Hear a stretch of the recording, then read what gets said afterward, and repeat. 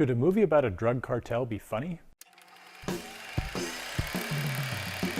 Hello everyone, and welcome to Movie Reviews by Josh. My name is Josh Terry, and I am here before you on the internet, in your home, in your bed, in your car, wherever you happen to be watching your electronic device. And I'm here to tell you about American Made. So this is based on a true story, and it's about a guy named Barry Seal, played by Tom Cruise. And this guy was an airline pilot who was kind of smuggling in Cuban cigars. The CIA busts him, but instead of actually busting him or sending him to jail, they wind up hiring him and asking him to be to take his plane and to go do surveillance missions over Central America.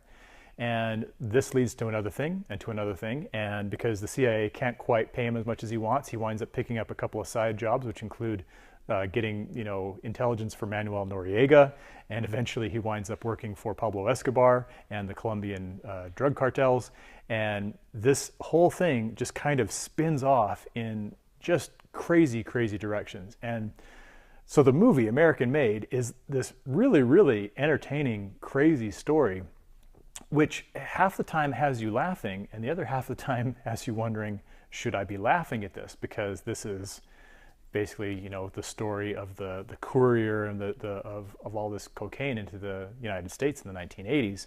And you think about the repercussions of that in terms of addiction. You think about the repercussions of what's going on in the cartels as far as, blood and murder and all this kind of thing.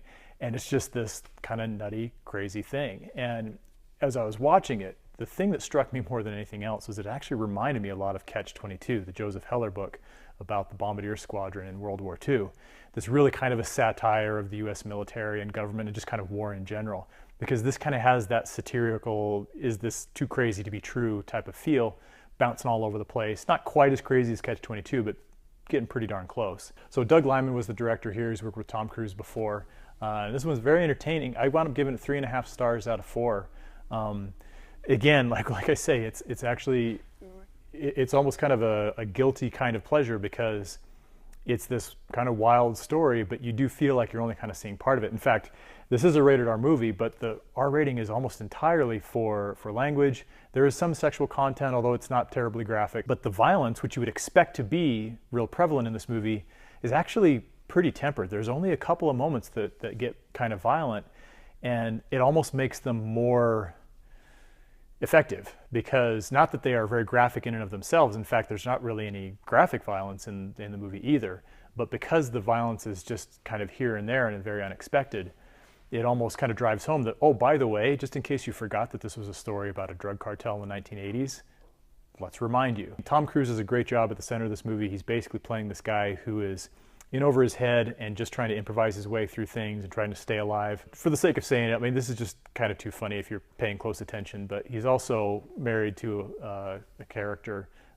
his wife, or Barry's wife, Lucy, who's, there's a good 20-something odd years between them. I don't know if that was really the case, but hey, Tom, if it works, if you can get away with it, just go for it, man. So what is your favorite period piece set in the 1980s that may or may not involve cocaine? Leave your answers in the comments below. So thanks again for watching. This has been Movie Reviews by Josh. My name is Josh Terry, and please subscribe on your way out. Keep your notifications on, and be sure to click the link and go check out the Rockigator stuff, our proud sponsor. Thanks. We'll see you next time.